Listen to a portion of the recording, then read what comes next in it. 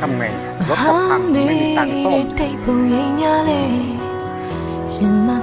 ดิเงินก็ไม่มีซ่อม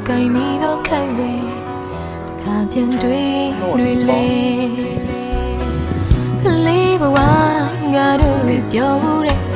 รถทั้งคันหวานแถวอยู่ด้วยกันไม่เดินไปไหนก็เจอแต่โค้ด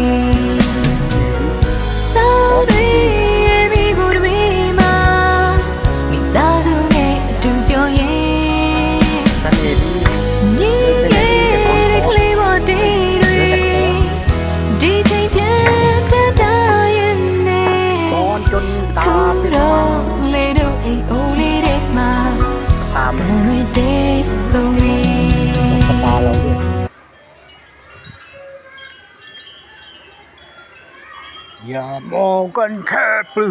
อกอย่าเลือกเขาคนเดิมอย่าไปสนคำใครเลย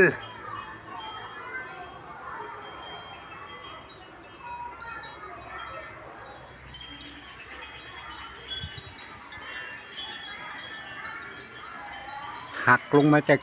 ยอดนู่นเพราะมี2 กิ่ง